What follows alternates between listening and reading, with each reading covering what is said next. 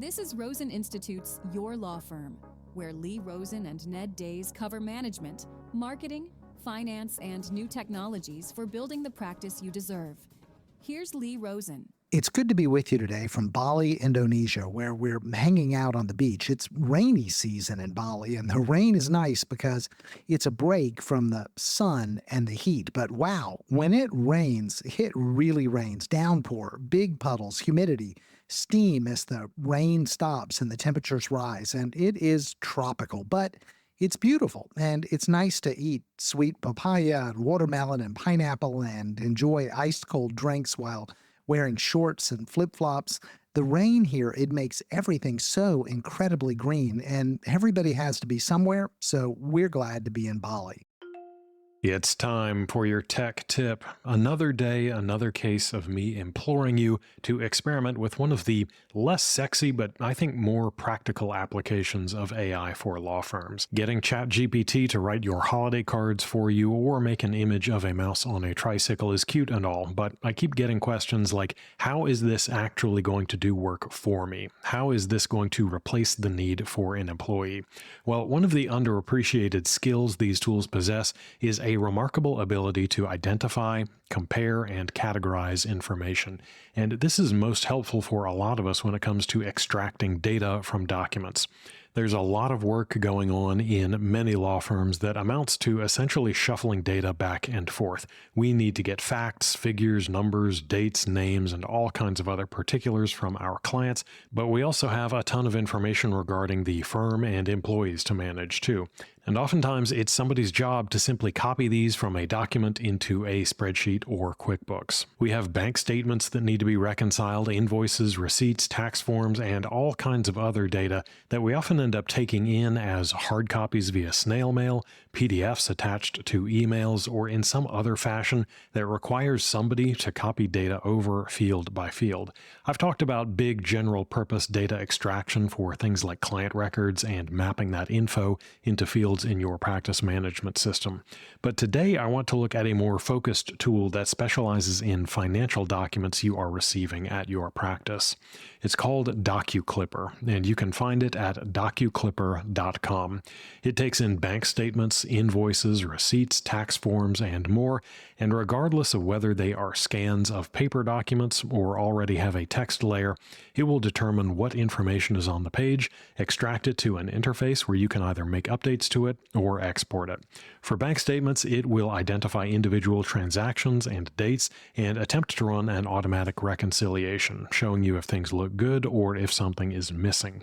And you can dump in as many documents as you want. So if you have months worth of statements or receipts, they can be combined and exported into a single QuickBooks or CSV file, which you can then import into your bookkeeping software or just about anything else. And if you are in a practice area where you are getting reams of financial documents from clients, like many family law cases, you can use it for the same thing. And it even includes some extra functionality like file inventory to make sure that you are not missing a specific month in the 100 or so statements you uploaded, transaction categorization, automatic transfer detection, so it can register that a transfer has been made between accounts, and it even provides a kind of flowchart graphic for basic visual representations of where funds are going. For the particularly adventurous, they provide a lot of this functionality via an API as well. So with a workflow builder platform or some custom development, you can automate functionality like OCRing documents, extracting data from bank statements and tax forms, and sending that wherever you want. That's obviously a lot more advanced, but if you are looking for areas where you can start to automate away a lot of the tedious data entry and you deal with a lot of financial documents, this is a very good place to start. The pricing is pretty reasonable too. There's a free trial that gives you 200 pages to play with. The yearly plans come at a discount compared to the monthly ones and start out at about $27 for 200 pages per month, going up to $111 for 2,000 pages per month on the annual billing. And they have custom plans beyond that if you need more. Data retention for uploaded documents is 30 days on the lowest tier, 2 years on the highest one, and 5 years on custom plans.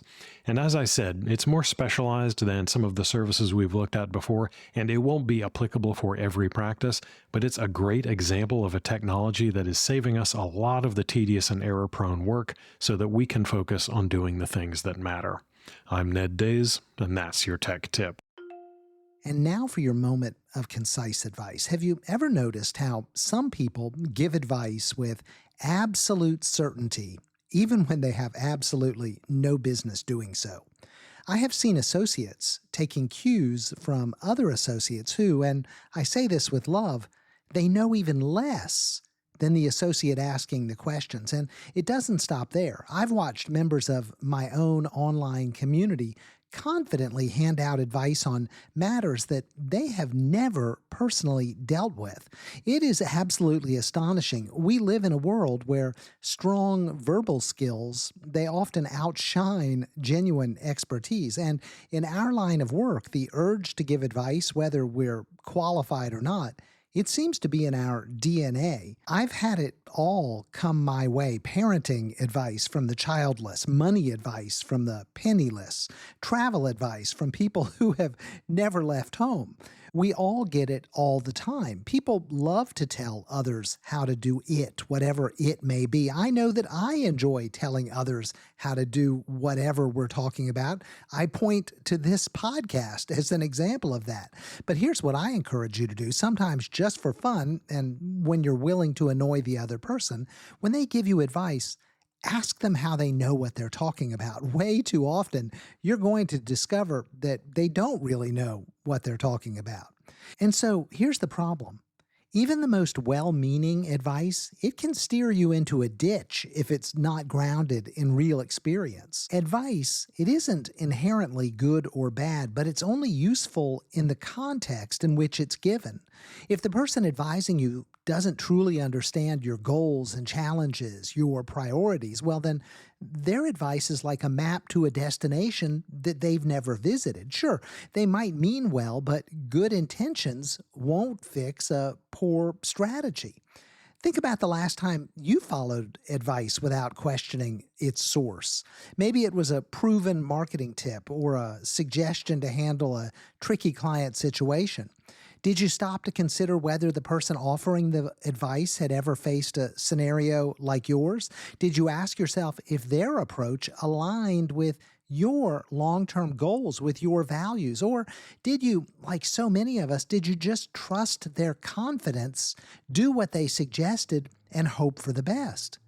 Well, I'm suggesting that it's time to rethink how you seek and evaluate advice. Start by choosing your advisors carefully. Look for people who have walked the path that you're trying to navigate. Not just anyone who's ahead of you, someone who has achieved the specific outcomes that you're striving for. If your goal is to build a scalable business, well, don't take advice from someone who's never scaled beyond a solo practice. If you're grappling with work-life balance, well, don't turn to someone who brags about living at their desk.